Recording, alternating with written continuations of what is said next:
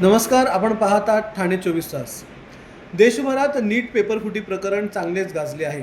या पाठोपाठच CBSE paper घोटाळा देखील उघडकीस आलेला आहे। यामुळे अनेक विद्यार्थ्यांचे शैक्षणिक नुकसान झाले आहे। यात काही विद्यार्थ्यांनी आत्महत्या देखील केली। याचाच निषेध करण्यासाठी राष्ट्रवादी युवक काँग्रेसचे जिल्हाध्यक्ष अभिजित पवार यांनी ठाण्यातील जिल्हाधिकारी कार्यालयासमोर नीट पेपरफुटी प्रकरण CBSE घोटाळा यामुळे देशाची शैक्षणिक प्रतिमा मलिन होत असून यामुळे विद्यार्थ्यांवर देखील परिणाम होत आहे।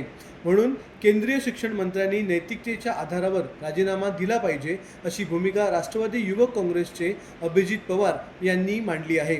या आंदोलनात केंद्रीय शिक्षण मंत्र्यांचे हुबेहूब वेशभूषा केलेले प्रति धर्मेंद्र प्रधान यांना चपलांचा हार देखील घालण्यात आला।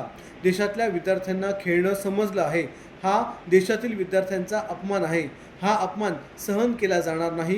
हे सरकार आम्हाला कॉकरोच समजत आहे। कॉकरोच पार्टीला आमचे समर्थन असल्याचे माध्यमांशी बोलताना अभिजित पवार यांनी सांगितले। ज्या पद्धतीचं या महाराष्ट्र सरकार भारत सरकारमध्ये विद्यार्थ्यांना घेऊन जे राजकारण चालू आहे, हे राजकारण निकृष्ट दर्जाचं, म्हणजे जसं आपलं ब्रिज तुटत आहे तसं निकृष्ट दर्जाचं काम असतं, तसं निकृष्ट दर्जाचे आता विद्यार्थ्यांना समजायला लागतं। या आत्महत्या आहेत, या विद्यार्थ्यांच्या आत्महत्या आहेत। नीटची एक्झाम पेपर फुटला म्हणून विद्यार्थ्यांनी आत्महत्या केली। किती जणांनी तयारी केल्या होत्या, कशा तयारी केल्या होत्या, रात्रभर जागून अभ्यास केले होते, आणि तो नीटचा पेपर फुटतो कधी काळी काय होतं, ह्याच्यामध्ये सर्वात जास्त या शिक्षा मंत्री, हे प्रधानमंत्री हे जबाबदार आहेत, केंद्र सरकार जबाबदार आहे।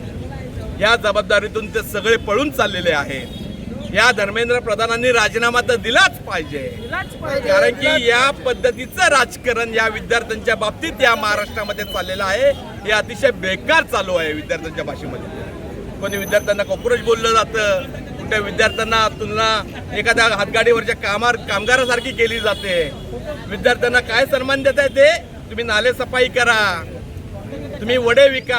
या विद्यार्थ्यांची वाट लावली आहे, त्याचा राजीनामा घेण्याची ऐवजी हे काय करताय? काहीतरी राजकारण समोर पुढे घेऊन यायचं। जर ह्याच्यात कशात तरी पकडलं गेलं, जय श्रीराम करायचं।